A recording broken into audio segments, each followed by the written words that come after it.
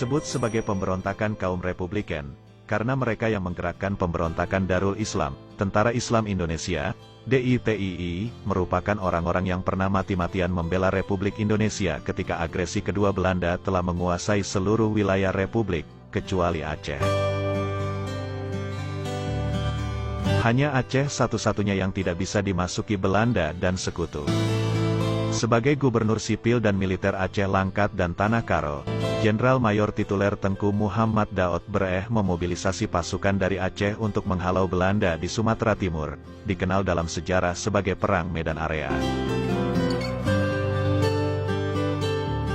Rencana perang gerilya dan pemberangkatan tentara dari Aceh ke Sumatera Timur disusun bersama antara Presiden Soekarno, Tengku Muhammad Daud Bereh selaku gubernur militer, Kolonel Hussein Yusuf dan Cekmat Rahmani ketika Soekarno berkunjung ke Aceh pada 1948, disebut sebagai Biren Agreement, yang berisi strategi dan rencana perebutan Medan dari pendudukan sekutu, NICA. Dalam kunjungan ke Aceh itu pula Soekarno menangis di depan Tengku Muhammad Daud Bereh meminta rakyat Aceh untuk membelikan pesawat untuk kebutuhan diplomasi Indonesia, serta untuk menembus blokade Belanda. Soekarno berjanji kepada Aceh akan diberikan kebebasan mengatur pemerintahan sendiri dengan syariat Islam jika Aceh bersedia membeli pesawat untuk Republik Indonesia. Demi janji Soekarno itu Aceh bukan hanya membeli satu pesawat tapi dana yang diserahkan cukup untuk membeli 2 pesawat. Namun Soekarno hanya membeli 1, sisa dana digunakan untuk kebutuhan diplomasi perwakilan Indonesia di luar negeri. Soekarno dalam pidatonya di Aceh berkata bahwa Republik Indonesia yang hanya tinggal setangkai payung, yakni Aceh, harus menyelamatkan, kata Soekarno. Rakyat Jawa menaruh harapan besar pada Aceh, tapi ketika tujuannya sudah tercapai, Soekarno bukan hanya ingkar janji, tapi malah mengkhianati Aceh. Ini salah satu alasan pemberontakan DITII Aceh. Pemberontakan DITII Aceh juga unik. Sebelum memberontak diberitahu dulu kepada Presiden Soekarno.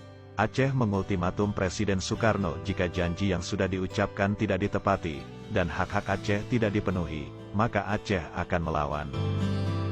Dan terbukti, Soekarno bukan saja tak menepati janjinya terhadap Aceh, tapi mengkhianati Aceh dengan cara membubarkan Provinsi Aceh menjadi bagian dari Provinsi Sumatera Utara. Menghadapi ultimatum Tengku Muhammad Daud Bereh itu, Presiden Soekarno bukan menyelesaikan masalah, tapi pemerintah pusat menyusun les hitam yang berisi rencana pembunuhan 300 tokoh Aceh.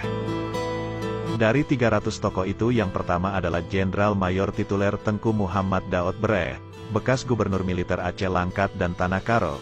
Tentu saja Daud Bereh tidak terima, makanya DITII Aceh diproklamirkan. Ketika mengetahui bahwa Aceh tidak hanya sekedar menggertak pemerintah pusat, tapi benar-benar memberontak, Presiden Soekarno mengirim Wakil Presiden Muhammad Hatta untuk membujuk agar Tengku Muhammad Daud Bereh mengurungkan niatnya menggerakkan pemberontakan rakyat Aceh terhadap Republik Indonesia. Tapi, Wakil Presiden Muhammad Hatta yang dikenal sangat dekat dengan Tengku Muhammad Daud Bereh juga gagal meyakinkan Aceh untuk tidak memberontak. Dengan tegas Tengku Muhammad Daud Bereh berkata kepada Wakil Presiden Muhammad Hatta. Kata Daud Bereh, dengan ini, atas nama seluruh rakyat Aceh, saya serahkan mandat sepenuhnya kepada Bung Hatta untuk membubarkan Provinsi Otonomi Aceh kapan saja, bahkan malam ini juga, tetapi jika itu terjadi, kita akan membangun negara dengan cara kita sendiri. Kalimat terakhir dari Tengku Muhammad Daud Bereh itu membuat Wakil Presiden Muhammad Hatta terdiam. Ia tidak bisa berbuat banyak.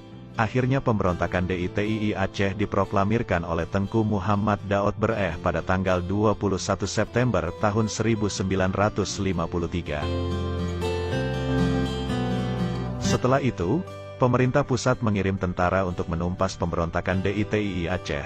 Tapi itu tak mudah, 9 tahun berperang di Aceh, pemerintah tidak berhasil menundukkan DITII Aceh, sampai kemudian Presiden Soekarno memilih jalan damai. Wakil Perdana Menteri M.R. Hardy dikirim ke Aceh, dikenal dalam sejarah sebagai misi Hardy.